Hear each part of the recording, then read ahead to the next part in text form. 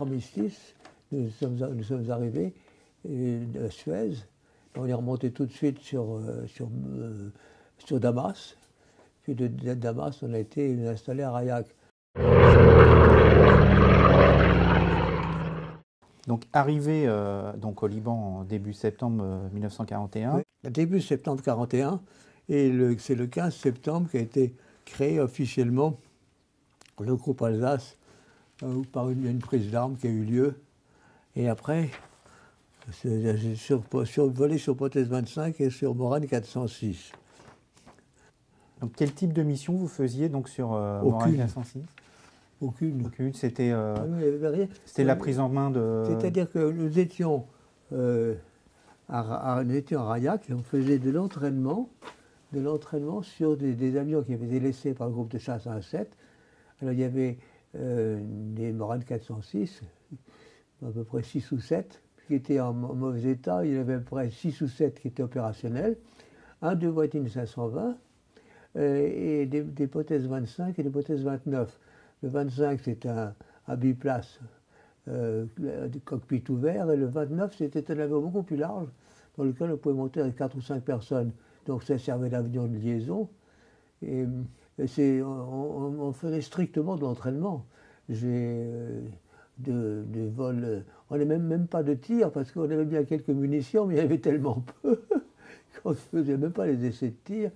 On faisait surtout de l'acrobatie, parce qu'il y avait Denis et Litolf, qui étaient les commandants du groupe. C'était Tulan, Denis, Litolf, qui étaient des as de pilotage, et ils étaient de très très bons moniteurs. Alors on a appris à voler sur ces avions en attendant d'avoir... Mais c'était même pas des avions d'armes, parce que en fait ils étaient armés, il y avait bien un canon et des mitrailleuses sur les avions. Mais si on avait tiré pendant une semaine, il ne restait plus de munitions pour les faire fonctionner. On est allé à Haïfa avec ces Morane 406 pour faire soi-disant la défense de Haïfa. C'est la seule opération de mini-guerre, je veux dire, on était là sur place pour décoller en cas d'alerte, parce qu'il y a des avions italiens qui venaient de temps en temps pour essayer de bombarder la raffinerie d'Haïfa. On était passé 8 jours là-bas, ou 15 jours, et on n'a pas décollé une seule fois. Après, il n'y a pas eu de la moindre alerte, donc on n'a pas eu d'engagement du tout. Et ces avions étaient, de toute façon, auraient été très bons, très utiles contre des bombardiers italiens ou des vieux chasseurs, mais n'étaient pas du tout modernes. Le Morane 406 était déjà dépassé largement par les Allemands. À ce moment-là, on a affecté les pilotes au convoyage. Donc notre travail, c'était de convoyer des avions depuis Port-Soudan, sur la mer Rouge, jusqu'aux unités au front, en ravitaillement. C'était des avions qui étaient montés, qui venaient en pièces détachées des États-Unis, montés à Port-Soudan, et on les remontait jusqu'au front, ou bien même, à un moment donné, j'ai livré des avions à la Turquie. La Turquie avait acheté des Curtiss. J'ai été livré je me suis promené pendant 2 ou 3 jours avec un avion avec le drapeau turc sur la queue, entre Port-Soudan et l'eau de la frontière entre la Syrie et la Turquie. Et ce n'est que l'année suivante, au 42, au début 42, que nous avons été équipés avec des Hurricanes, des vieux Hurricanes que je décris d'ailleurs dans mon livre Ciel de sable. Voilà. C'est des avions qui avaient le même âge à peu près les mêmes performances. Est-ce que vous avez deux types quand même une différence de taille, car c'est très important. Les Morane 406 ne pouvaient pas voler sur le dos. Ils n'avaient pas mis de carburateur inversé et ils ne pouvaient pas voler sur le dos. Ce qui fait qu'en combat aérien, quand on faisait la voltige, on passait sur le dos, le moteur s'arrêtait. Il fallait piquer pour que l'hélice entraîne de nouveau le moteur. Alors que les Hurricanes, eux, avaient un moteur Rolls-Royce Merlin qui marchait très très bien sur le dos. Mais il n'était pas plus rapide que les Morane 406. Ils étaient un peu mieux armés. Oui, l'armement... C'est-à-dire que Morane 406, il y avait un truc formidable, il avait un moteur canon. Hispano-Suiza avait un canon de 20 mm dans l'axe de l'hélice. Alors que les Anglais n'ont jamais fait ça. Les Français avaient ça avec le Devoiti de 500, avec le moteur Hispano sur Morane 406 et Devoiti de 520. Les Allemands ont fait ça avec leurs avions dans le canon dans l'axe du moteur, ce qui leur a permis d'ailleurs aux Allemands après d'avoir un canon plus gros, parce que comme c'était bien centré, ils sont passés du 20 au 30 mm, ça faisait quand même du dégât. Alors ceci dit, donc le Morane 406 avait un canon et 4 mitrailleuses, deux de chaque côté. Alors que le Hurricane était le premier modèle qu'on a eu, il avait 2 fois 4 mitrailleuses, ça fait 8 mitrailleuses, et puis après il y avait 12 mitrailleuses, 6 de chaque côté, ce qui est quand même une puissance de tir absolument fabuleuse. On était effectivement au milieu du désert, c'est-à-dire c'était le vrai désert, c'était rien, du caillou et du sable, donc notre vie quotidienne dépendait uniquement de l'extérieur, de ce qu'on voulait bien nous apporter. Et le groupe Alsace, qui était donc dans le désert, était assez privilégié parce que nous avions une dotation de véhicules de la Royal Air Force, parce qu'on était un squadron incorporé dans une wing anglaise de défense du littoral d'Égypte.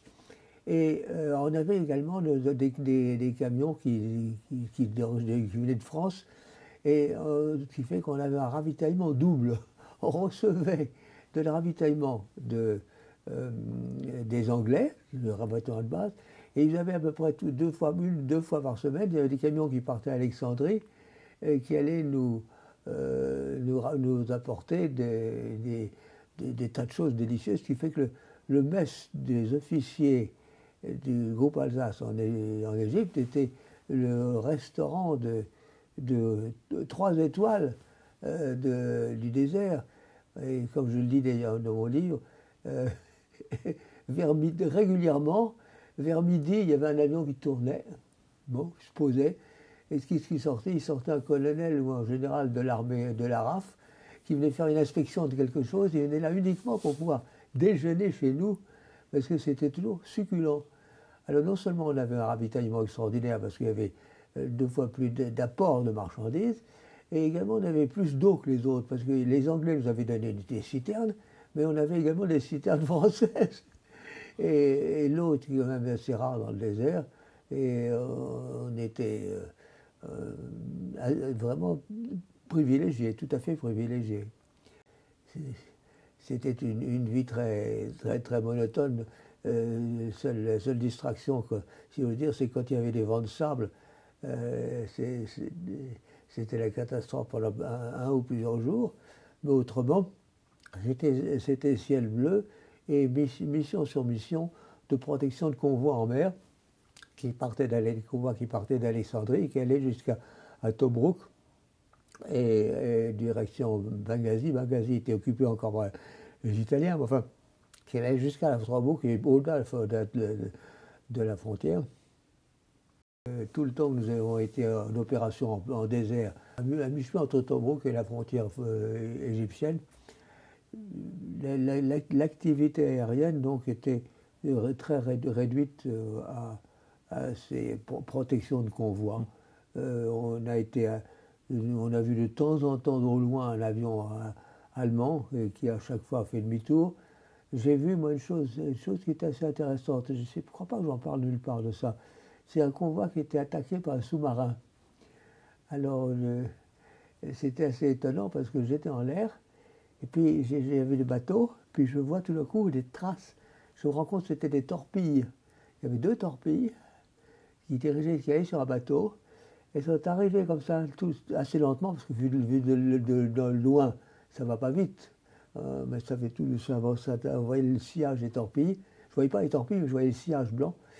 Et ils sont arrivés avec ce bateau, puis ils sont passés en dessous, curieusement. Et puis ils sont allés sur la plage, où d'ailleurs ils n'ont même pas sauté. Mais il n'y avait nous n'avions aucune liaison avec les bateaux. Et eux-mêmes, ils n'ont peut-être même jamais su qu'ils ont été attaqués. Parce que les sous-marins leur tirent dessus, les torpilles passent en dessous, et ils ne se sont peut-être jamais aperçus de cette attaque. Ah, c'est une anecdote effectivement intéressante, mais ils ont échappé belle, effectivement. Là, oui. hein. Et il n'y avait pas de relais entre votre radio et les navires qui étaient convoyés ou les... Si, probablement. Ouais. Mais, parce que moi, j'avertissais les opérations.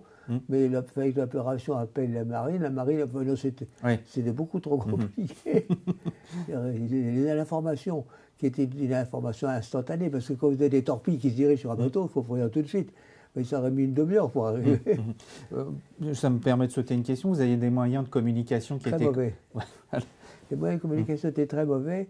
Il n'y avait pas encore le VHF. C'était uniquement la haute fréquence, HF. Et c'était des appareils de réglage étaient défectueux, la portée était faible, c'était souvent brouillé. Et quand on volait de nuit, surtout en vol de nuit, c'était flagrant.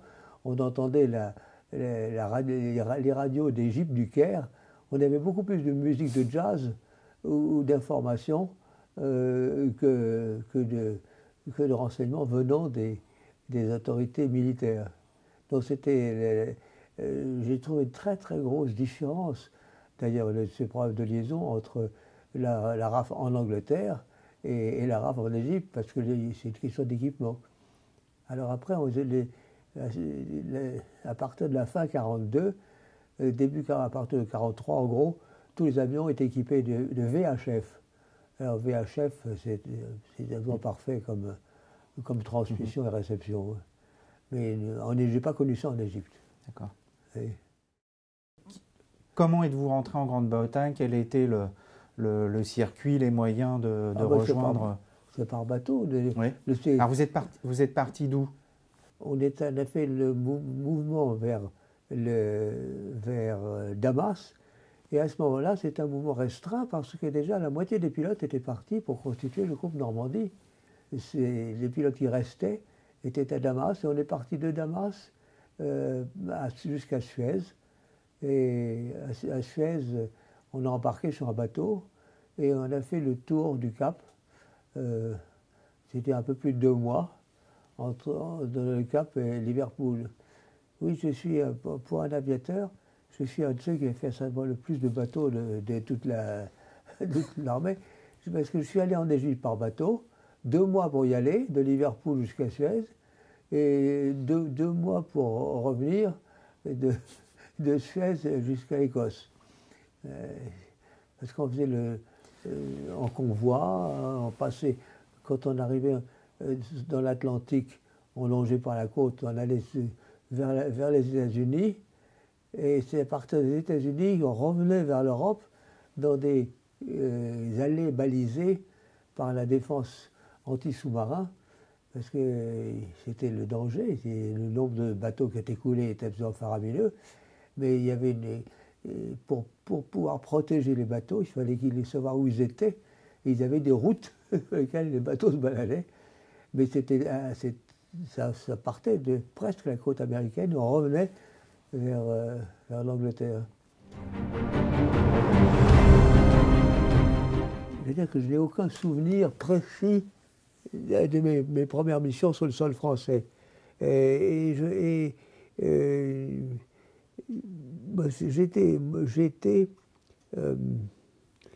après piloté au Havre. Mon père était président de l'aéroclub du Havre et j'ai mon brevet de pilote avant d'avoir mon permis de conduire. Et donc je connaissais bien la côte du Havre, la falaise et les trucs. Donc je connaissais donc très bien l'approche quand on vient de la mer vers la France. Ça m'était familier. Donc j'ai retrouvé ça de la côte sur Deauville ou sur le Havre, que je sais très très bien. Et donc c'était pour moi des visions familières. C'était pas la première fois que je voyais la France. Évidemment, quand je le voyais avant, c'était en aviation civile. Il n'y avait pas de risque de chasse ou d'essai. Mais là, je n'ai pas été particulièrement ému. Donc je ne peux pas dire. ça m'a fait quelque chose. Vous retrouviez les paysages de vos vols? Je retrouvais la géographie, la carte.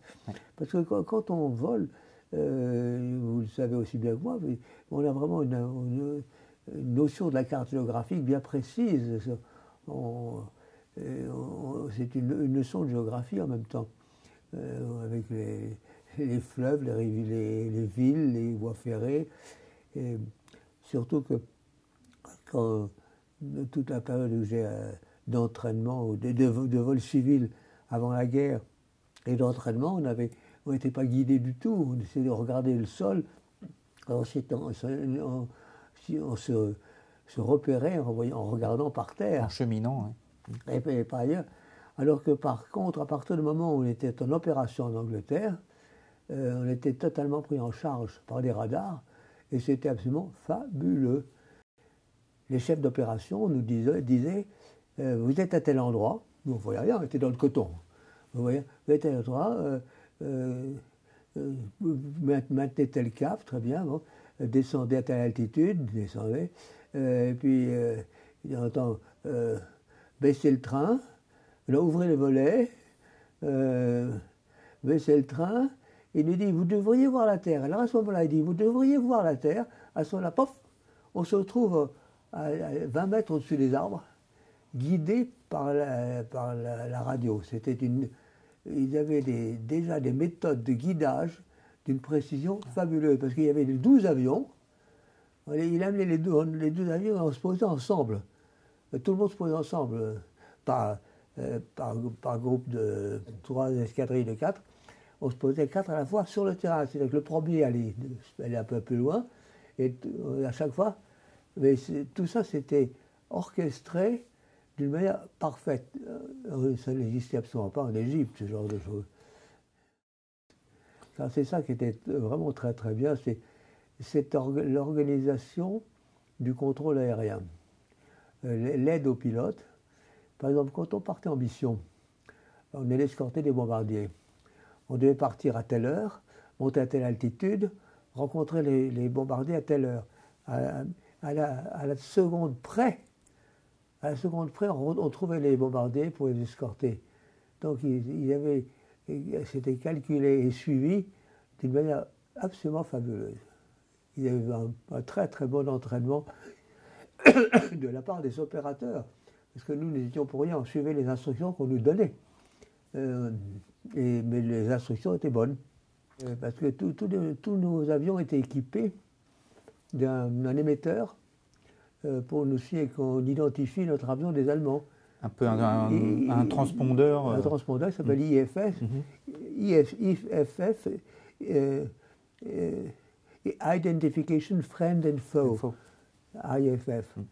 IFF. Et le IFF, il ressortait en bip. Donc on pouvait voir, le contrôleur pouvait voir sur son écran l'avion qui était un Allemand et l'avion qui était un Anglais. C'est la chose qui m'a le plus frappé, c'est la qualité de l'organisation anglaise. C'était vraiment très très bien.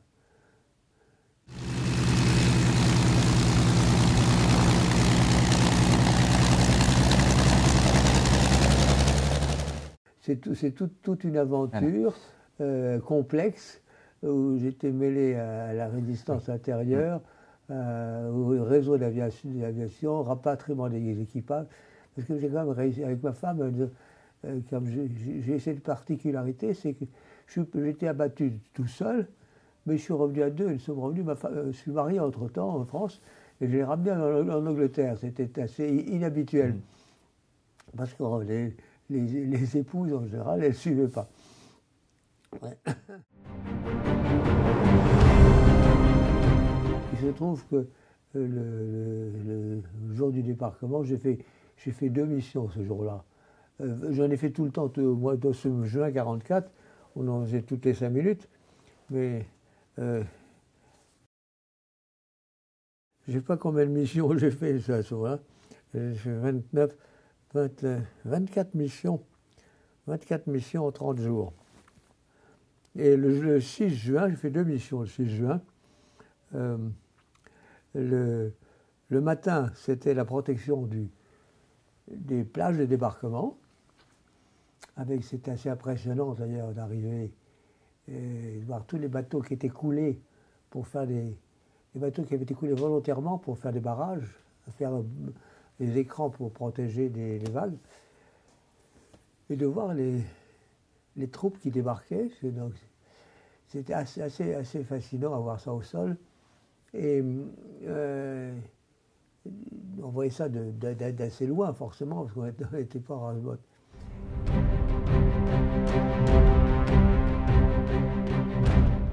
Mais l'après-midi, alors là, c'était beaucoup beau, c'était très très beau.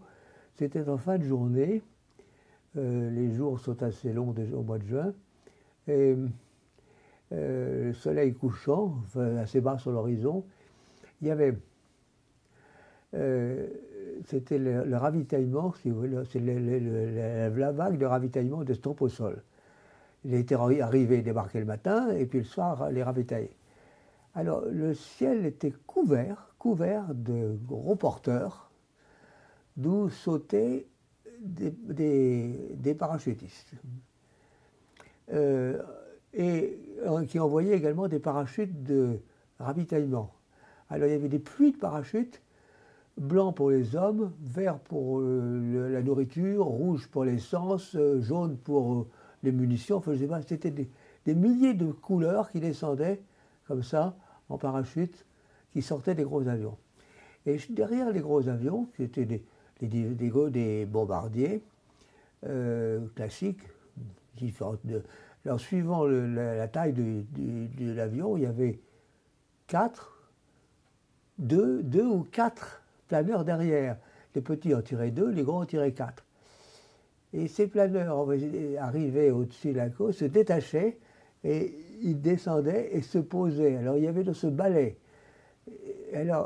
Donc, sur le plan horizontal, j'avais donc depuis la côte française jusqu'à la côte anglaise, il n'y avait rien, un rideau d'avions et de planeurs qui avançaient comme ça vers le beachhead. Et ça durait au moins 1h30, facilement 1h30. Il y avait, les avions étaient par milliers. Je ne sais pas, parce que nous, au point de vue chasseur, il y avait 1000 avions de chasse sur le beachhead en permanence. Je ne sais pas si vous vous rendez compte. Non. Et alors, donc les avions arrivaient en courant continu, tirant leur planeur. Et c'était une visite dans le soleil couchant, c'était absolument fabuleux. Aucune réaction des Allemands, pas de DCA, parce que j'ai vu des parachutistes et tout comme ça qui arrivaient de la région de Caen, et je n'ai pas vu d'obus de DCA, pas de chasseurs non plus, il n'y a pas un seul Allemand. Alors, effectivement, il y a un ou deux Allemands qui se sont glissés à l'intérieur, qui ont fait quelques cartons, mais c'est vraiment mineur à côté de la masse de l'aviation qui arrivait. C'était vraiment très impressionnant. Ça, c'était votre vision au soir du 6 juin. Ça, la plus belle vision, c'est la vision du soir. Parce qu'il y a une très belle lumière le soir, et avec le soleil dans le dos, avoir tous ces planeurs qui descendaient, tous ces parachutes multicolores. Et alors, ce qui était assez impressionnant aussi, c'est que je voyais les planeurs qui descendaient, et ensuite qui étaient cassés. Alors ce que je ne savais pas, c'est qu'en fait, on cassait le planeur en deux, on cassait le fuselage en deux pour que les gens sortent. C'est les planeurs ORSA, les planeurs ORSA, oui, anglais, oui. Ils s'ouvraient en deux, comme ça, mais vu dans l'air, moi je crois qu'ils étaient cassés, pas du tout, simplement ils avaient été ouverts pour le décollage. Alors vous voyez tous ces trucs qui tombaient, puis qui partaient en miettes. C'est une vraie catastrophe. Fin juin ou début juillet 1944, votre groupe a utilisé un terrain provisoire en Normandie, à Sommervieux. Oui. Est-ce que vous avez des souvenirs de ça quand vous êtes arrivé sur cet ALG, cet Advanced Landing Ground? Oui, très bien. C'était tous ces terrains sur lesquels nous étions, c'était des champs. C'était vraiment des terrains qui ont été fabriqués à coup de bulldozer. Et il y avait donc, pour créer des espaces d'atterrissage, et sur lesquels les Anglais avaient mis des plaques de tôle percées, hein, qui s'enclenchaient les unes dans les autres, et on avait des aires pour rouler. C'était indispensable parce que il se trouvait que le mois de juin et juillet 1944, il a plu énormément. Et il nous est arrivé, à un moment donné, nous étions à Bayeux, on ne pouvait plus voler du tout, parce qu'on ne pouvait pas il y avait des cheminements étaient en tôle, on pouvait y aller, mais pour accéder aux cheminements, les avions étaient dispersés à droite et à gauche, on ne pouvait pas rouler au sol. Il y avait ça debout, bloqué par la boue.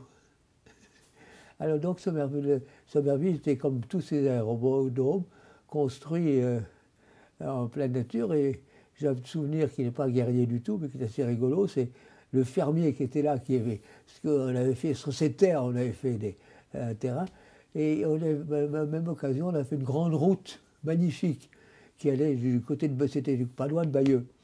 Alors le fermier nous dit, c'est fantastique, ça fait 10 ans que je demande qu'on me fasse une route, mais voilà, je l'ai maintenant. Alors, il ne protestait pas contre ces terrains qui étaient, on a dû le dédommager, certainement lui acheter ou lui payer pour les dégâts commis, mais il avait sa route alors que pendant 10 ans, il était très content. Le jeune aviateur Claude Raoul Duval, devenu officier pilote de chasse, est entré à jamais dans l'histoire. Son engagement, la volonté dont il fit preuve aux côtés de ses compagnons d'armes, lui ont permis de traverser 4 années de guerre, d'épreuves et de sacrifices. Le 16 octobre 1945, en reconnaissance de son engagement, il sera fait compagnon de la Libération. On le voit ici, lors d'une cérémonie, aux côtés de Jacques Andrieux, un autre as français.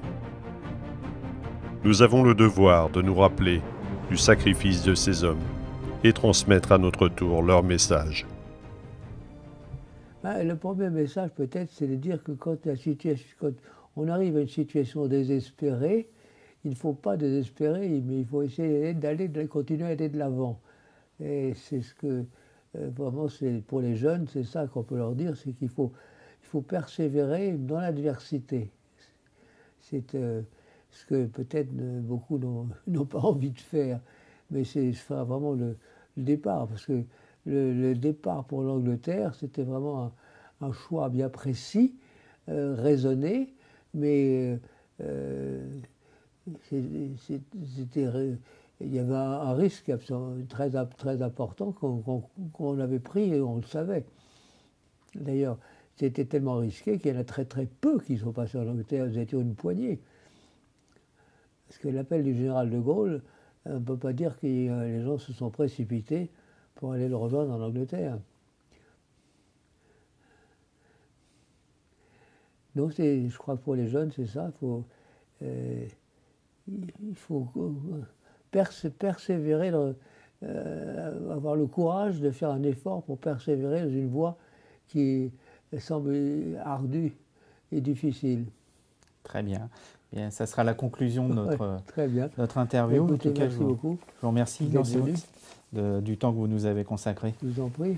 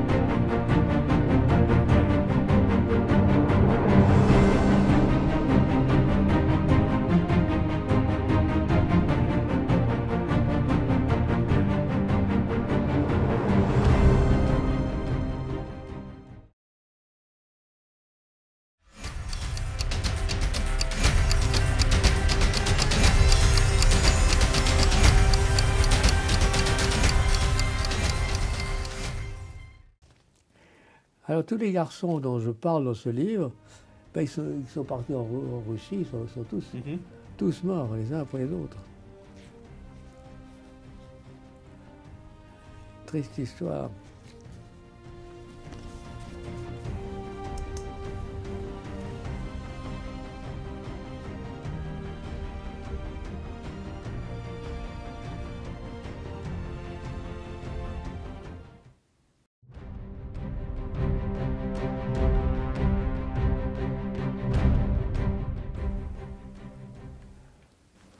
Ah oui, le 10 juin, j'étais en panne.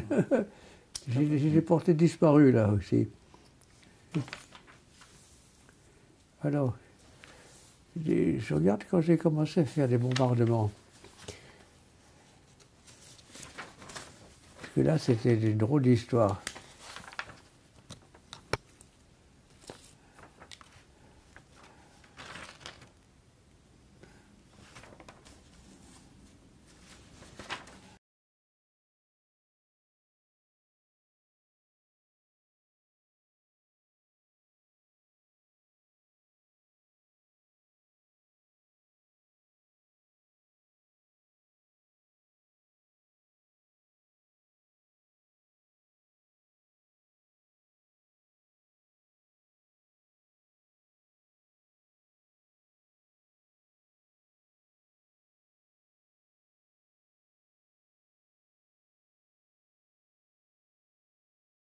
Posé au mois de septembre, revenu la nuit avec les bombes. Ah oui, se poser avec les bombes. Se poser avec. Voilà, la nuit. C'était pas mal ça. J'ai dû faire une mission de bombardement que je n'ai pas marquée. Je ne vois pas pourquoi j'aurais marqué que c'est la deuxième mission. La défense antiaérienne. Et il y en a malheureusement beaucoup qui sont restés en route. Ah oui, ah oui, ça devait être... C'est ça. Allez. Je Bon. à côté de vous. Alors, du coup, vous ne serez pas dans la photo, vous. Ça y est, le petit oiseau.